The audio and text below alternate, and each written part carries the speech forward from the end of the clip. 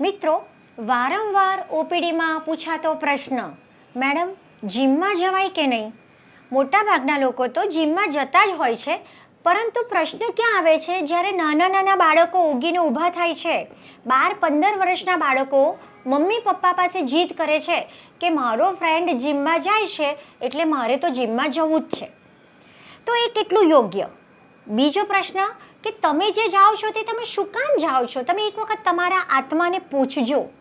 Ideally સૌથી સારો અને સરળ વ્યાયામ છે ચંક્રમણ, એટલે કે સુશ્રુતાચાર્યએ કીધું છે કે ચાલવું, બસ એમાં બધું જ આવી જાય. વધીને તમે સૂર્ય નમસ્કાર કરો, આસનો કે પ્રાણાયામ કરો, ફાઇન, બીજી કોઈ વસ્તુની ખરેખર જરૂર નથી હોતી. પરંતુ છતાં પણ આપણે જીમમાં જઈએ છીએ. મને એક અમારા પેશન્ટે સરસ મજાનો જવાબ આપ્યો કે બેન, ચાલવા જવાનું હોય ને તો અંદરથી ઉઠાતું નથી, પરંતુ જો જીમમાં પૈસા ભર્યા હોય ને તો અંદરથી એમ થાય કે પૈસા ભર્યા છે, એટલે આપણે તરત જ ઉઠી જઈએ છીએ અને જીમમાં પહોંચી જઈએ છીએ. ફાઇન, તમે તમારા આત્માની સામે નથી જીતી શકતા એટલે પૈસા ભરી અને તમારા શરીરને ઉઠાડો છો કે ચલ ભાઈ તું હવે જીમમાં જા. આ કેટલું યોગ્ય છે? બીજી મહત્વની વસ્તુ કે એકવાર તમે જીમમાં જવાનું શરૂ કરો છો પછી શું થાય છે? મેં જોયું છે કે જીમમાં જવાનું શરૂ કર્યા પછી જો થોડા દિવસ જીમમાં ન જવાય તો તરત જ શરીરમાં મોટા મોટા ફેરફારો શરૂ થઈ જાય છે. એના સિવાય ત્યાં જવાનું શરૂ કરો એટલે જીમના જે ઇન્સ્ટ્રક્ટર હોય એ લોકો તમને ત્યાંથી ડાયટ ચાર્ટ આપે છે. ક્યાં તો એ લોકો પ્રોટીન ડાયટ આપે છે, બહુ જ બધા ઈંડા ખાવાનું કહે છે, બહુ જ બધી પનીર ખાવાનું કહે છે, નોનવેજ ખાવાનું કહે છે, પ્રોટીનના પાવડર કે પ્રોટીન શેક આપે છે, અને તમને એવું થાય છે કે હા, હું આટલું વર્કઆઉટ કરું છું એટલે મસલ્સ બિલ્ડઅપ કરવા માટે મારે આટલું પ્રોટીન લેવું જ પડશે. મિત્રો, તમારું શરીર એ કોઈ ઘંટી નથી કે જેમાં તમે નાખો એ બધું જ દળાઈ જાય. મેં કેટલીય વાર એવું જોયું છે કે જીમમાં ગયા પછી અચાનક વજન વધે છે કે ઘટે છે, એના લીધે શરીરમાં સ્કિન ડિસીઝ ચાલુ થઈ જાય છે, હેર ફોલિંગ ચાલુ થઈ જાય છે, સ્ટ્રેચ માર્ક આવી જાય છે, ડાયજેસ્ટિવ સિસ્ટમ ડિસ્ટર્બ થઈ જાય છે. એટલે બી અવેર, થોડાક સ્માર્ટલી વર્ક કરો. તમારા ત્યાંના ઇન્સ્ટ્રક્ટર છે એ કોઈ ડૉક્ટર નથી, કોઈ ડાયટિશિયન નથી, એની પાસે ખાલી એક પ્રોડક્ટ છે. મારો વિરોધ નથી, પરંતુ પહેલાં કન્ફર્મ કરો કે એ વસ્તુ તમારા શરીરને લાયક છે કે નહીં. તો જીમ વિશે આટલી મેં પૂર્વ ભૂમિકા બાંધી.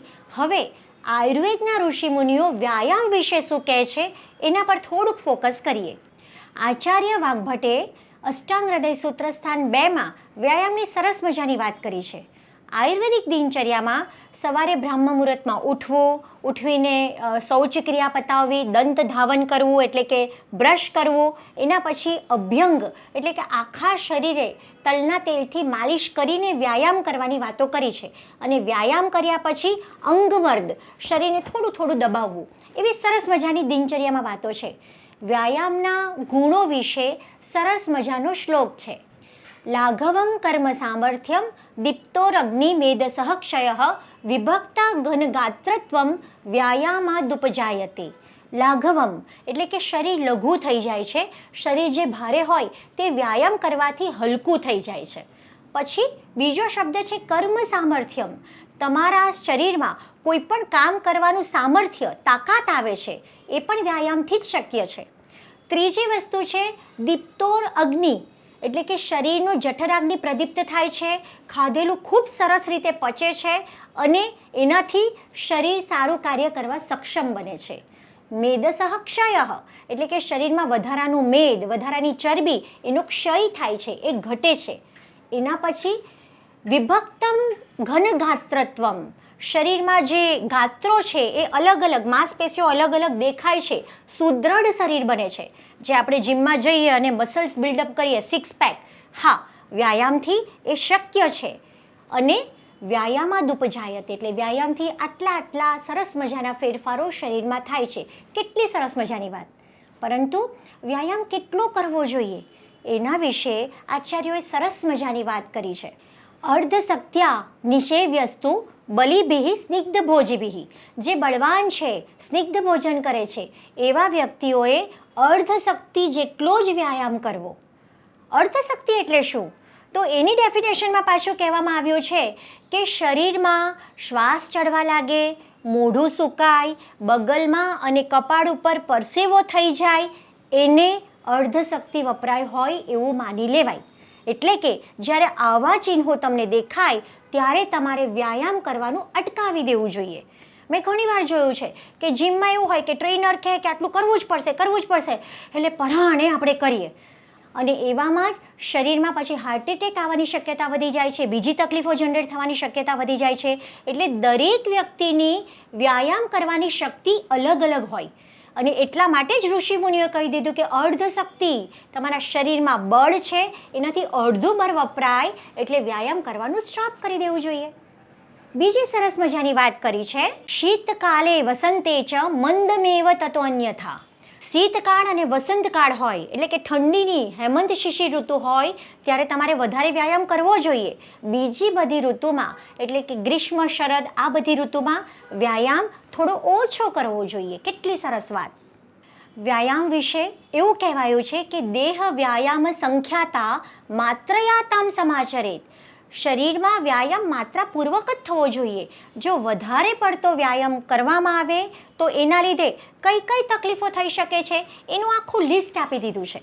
શરીરમાં શ્રમ થાય છે, ક્લમ એટલે કે શારીરિક અને માનસિક થાક લાગી જાય છે, જ્વર એટલે કે તાવ આવી શકે છે, શ્વાસ એટલે અસ્થમેટિક એટેક, કાસ એટલે ખાંસી, ક્ષય, તૃષા એટલે કે શરીરમાં ખૂબ તરસ લાગે એવો રોગ થાય છે અને રક્તપિત્ત એટલે કે બ્લીડિંગ ડિસઓર્ડર થાય છે. આ બધા જ રોગો વ્યાયામના અતિયોગથી થવાની શક્યતા છે. મિત્રો, એવું પણ નથી કે દરેક વ્યક્તિએ વ્યાયામ કરવો જ જોઈએ.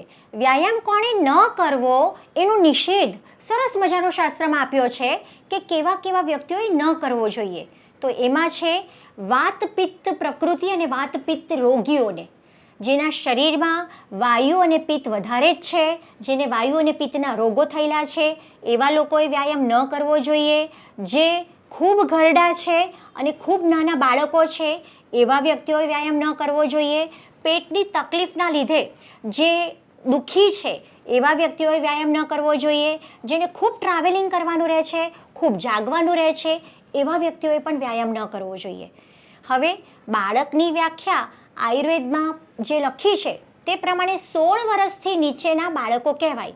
એટલે 13-14 વર્ષે જે જીમમાં જવાની વાત આવે છે તેમાં હું ચોક્કસ ના પાડું છું કે આટલા નાના બાળકોને જીમમાં ક્યારેય ન મોકલાય.